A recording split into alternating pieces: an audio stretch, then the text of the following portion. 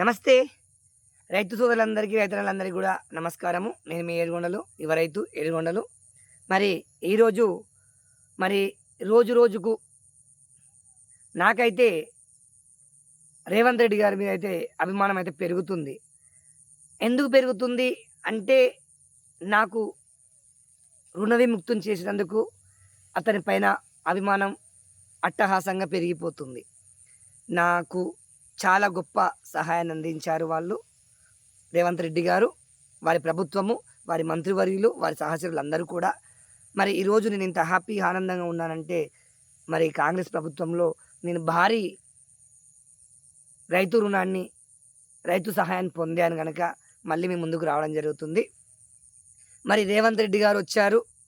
మరి ఈ ప్రథమ సంవత్సరం వారు ఎక్కిన శుభ సందర్భమా మరేదో తెలియదు. వర్షాలు పుష్కలంగా పడ్డాయి. కుంటలు చెరువులు కలకలలాడుతున్నాయి, తొనికిసలాడుతున్నాయి. జల సంపద పెరిగింది. మళ్ళీ పాడి పంటలు కూడా పెరగాలని ఆకాంక్షిస్తున్నాను. మరి ప్రభుత్వం నుంచి మనము రైతన్నలము, రైతు సోదరులము అనేక అనేక అనేక సహకారం పొందాలి కూడా. రైతే దేశానికి వెన్నుముక్క అంటున్నారు కనుక రైతుకు ఎన్ని రకాల సబ్సిడీలు ఇచ్చినా తక్కువే. అతివృష్టి ఒకవైపు, అనావృష్టి ఒకవైపు. పంట పెట్టినప్పుడు అది పోతుందా ఉంటుందో తెలియదు. అయినా ధైర్యం చేసి నష్టపోతామని తెలిసి కూడా పంట వేసేవాడు ఒకడే రైతన్న.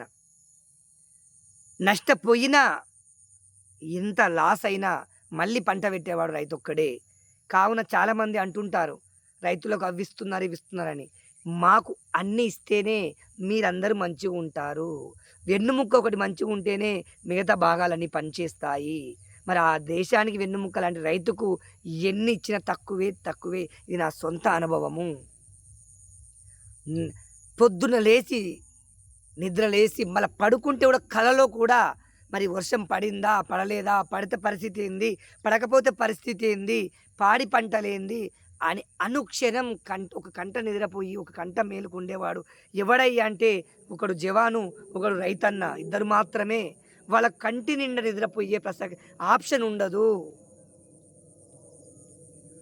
రైతుకు నిద్ర లేచినప్పటి నుంచి నిద్రపోయే వరకు ప్రతి క్షణం ఏదో ఆవేదన, ఏదో రకమైన దడ.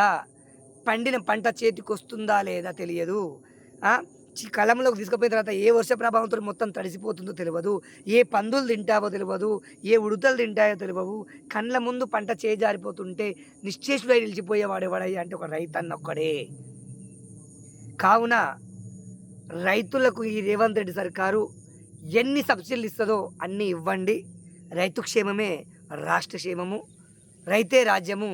కనుక మీ పరిపాలనలో మొట్టమొదటి సంవత్సరము ఇప్పటికీ ఏం కుదవలేదండి. పుష్కలంగా వర్షాలు పడ్డాయి. రైతు సోదరుల ముఖంలో కాలకాలాలు ఆడుతున్నాయి. నాకు కొంచెం బాధ వేసింది వర్షాకాలం పడదేమని. కానీ వర్షాలు పుష్కలంగా పడ్డాయి. నా బోర్లో కూడా నీళ్ళు పుష్కలంగా ఉన్నాయి.